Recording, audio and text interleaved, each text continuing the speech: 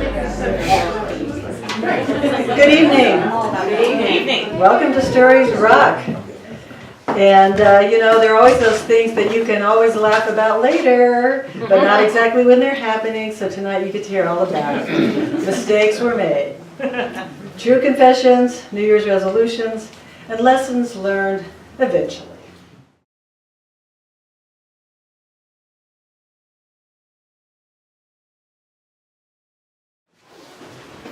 Our next reader, Jen Case, has a master's degree in English from SUNY Brockport and is a certified English teacher. She teaches writing workshops and leads literary discussions at libraries and senior living communities around Monroe County. She also presents with a group called Women of the Well as a storyteller, dancer, and singer. Her passion is creating unique programs that help people find their voices and share their stories in a welcoming environment. A little known fact, Jen knows how to make grass skirts and do that. And you can ask her all about that at the intermission.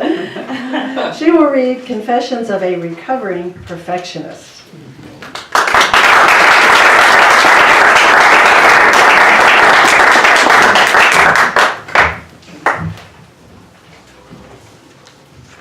Hi, my name is Jen, and I'm a recovering perfectionist. Hi, Jen. Hi! I've been decidedly unsober, in other words, lighthearted, ever since I got rid of the heavy stone of self-judgment I used to carry with me everywhere I went.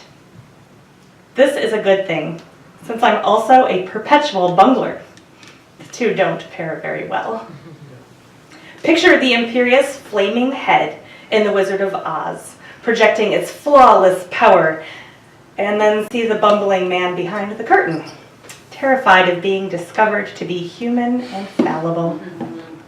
That was me for most of my life. I grew up wanting to be the best at everything. I wanted to be an adored daughter and granddaughter. I wanted to earn straight A's, and I wanted to be a model citizen.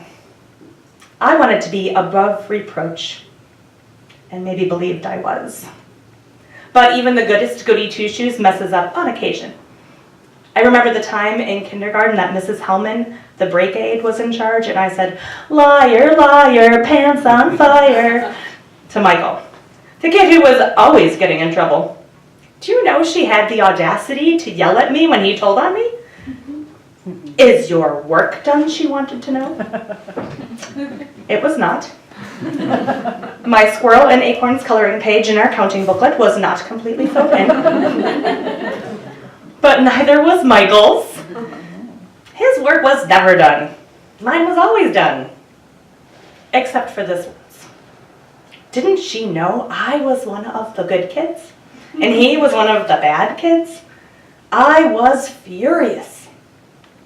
But I didn't realize I was also embarrassed. That feeling of shame became more recognizable in first grade. That was the time I was showing Tori Ramsco how I'd pressed so hard with my yellow crayon that it looked like I'd used magic marker to make a sun on my paper. I hadn't noticed everyone else growing quiet, pleased as I was with my bright yellow circle, so Mrs. Carlovati's stern teacher voice took me by surprise. "Jennifer, we are waiting for you." That's all it took. My face burned hot, and I struggled not to cry. I wasn't the kind of person who kept the class waiting. I wasn't inconsiderate like that. Was I? Now, outside the classroom, when I wasn't on my best school behavior, and I was with my family, being myself, I was prone to all kinds of gaffes. I easily hold the title of the loud one in my family, and that's not always a bad thing. If you're trying to project to a room full of people, it's an asset. But if you're at a Perkins family restaurant with your parents and siblings, and you want to pose the question, "What are hemorrhoids?" It might be less embarrassing not to have a voice that carries across the whole restaurant. "We'll tell you later." I didn't know there was anything objectionable about my question. I was simply asking about something I'd seen mentioned in a TV commercial. My mom must not have been answering me. But, Mom, what are hemorrhoids? I persisted more loudly because she seemed not to have heard me the first time. Shh, I told you, I'll tell you later, this isn't the place to talk about it. When I found out later what they were, I was appropriately chagrined to have asked about them in the middle of Perkins. But I think if one of my kids asked a similar question today, I'd lower my voice and enlighten them. And if someone overheard me, well, maybe they'd learn about something they were too afraid to ask about. I like to ask questions, but my inquiring mind does make trouble for me. Not just in the way it embarrasses my family, but in the way it can make me look the fool for being ignorant or gullible. My older brother still has only to ask, "Hey Jen, is MASH real?" To send me back to the night that we're watching the movie on TV and I'm trying to understand how the art of cinema works. How do they make that medical stuff look authentic? Is that real? I ask my parents. And before they can answer, Brian intervenes with a sarcastic reply along the lines of, "Yeah, Jen, they tape real surgeries for the show." No, I mean, how did they? But Brian cuts me off again.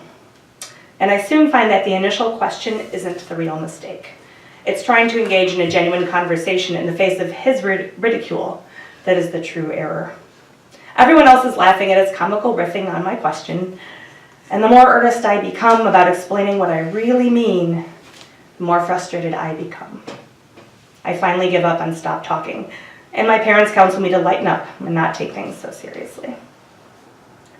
The MASH story is just one narrative in our family lore that pops up on a regular basis. And I can laugh at it now. Many decades and an apology later, the sting is gone from that story. I'm less sure about where things stand when it comes to the tale of the Notebook. I was 7 or 8 when my brother Paul, younger than me by 2 years, called me a bad word as we were playing on Jason Clays's patio. It was such a bad word that I couldn't even repeat it to my mom. Couldn't let the foul syllable cross my pure lips.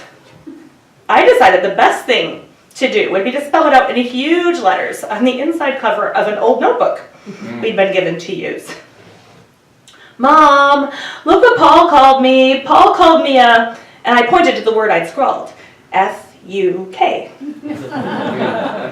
Now, misspelling the word was only my first mistake. Tattling on my brother was my second, and my third was using my mom's old college notebook with its special insignia emblazoned on the front to do it.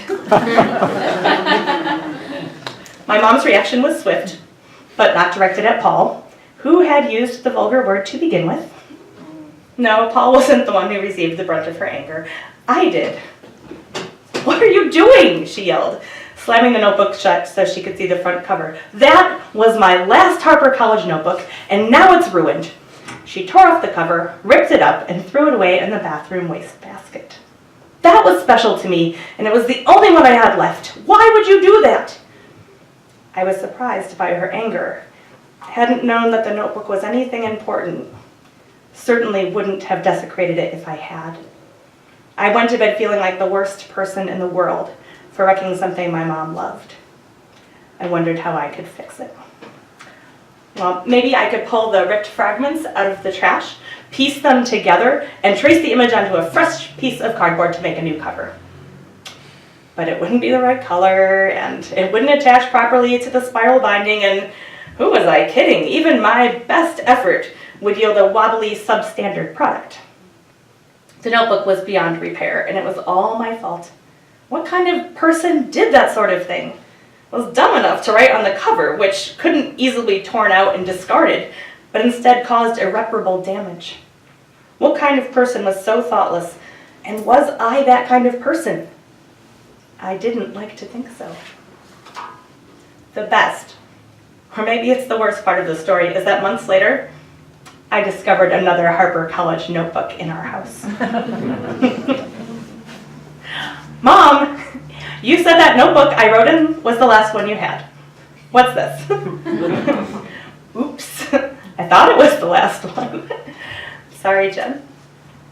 The story of the notebook has become an iconic part of my family mythology, and over the years I've told it different ways. When I was a teenager, I told it as a funny story on my mom, who'd put me through a lot of unnecessary guilt over this one and only notebook. We laughed about it then. But later, when I was in my 20s, I felt far enough away from the event to admit how bad I'd felt that night and to own up to how long I'd lain awake trying to figure out how to fix the situation. When I told it that time, my mom teared up.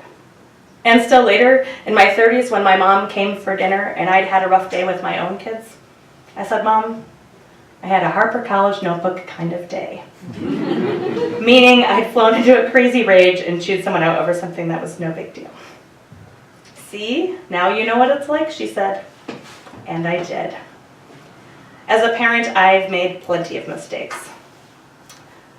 I once dumped my 3-month-old daughter headfirst out of her car seat onto the driveway after we'd walked over to my mom's. Well, since we were just locking the car seat into the stroller, I didn't bother to buckle her in, and when we arrived at my mom's house, I popped the seat out and held it. And when someone asked me a question about the bottom of the car seat, I flipped it right over to look at it, not remembering that Lucy wasn't buckled in. Out she came, a little puddle on the driveway. I thought I'd never be the same again. Never forgive my own carelessness, even though it quickly became apparent that she was fine. She's fine. She'll be 12 in March. But what if she hadn't been fine?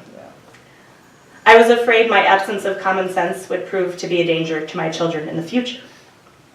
Really, what kind of mother drops a child on her head?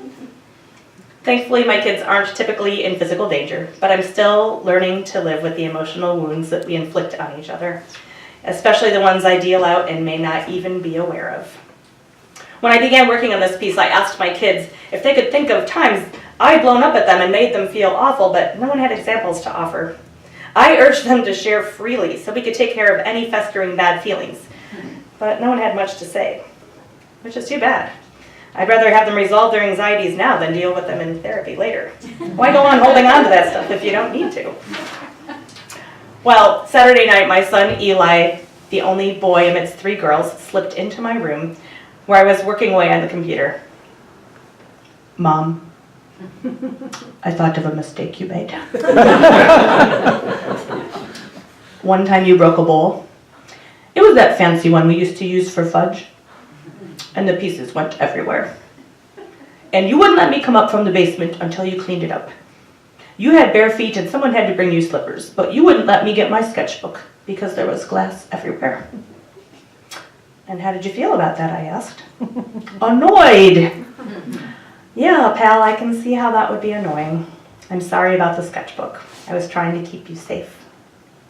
"Mom, the glass went all over," he went on, laughing as I snuggled him close.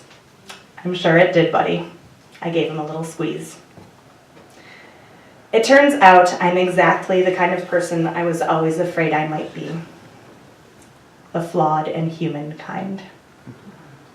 I'll admit that revelation was a little disappointing at first, but then it was liberating.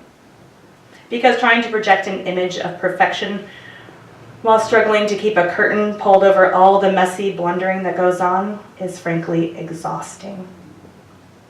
I'd much rather shut down the intimidating floating head, step out into full view, and get on with finding my next mistake.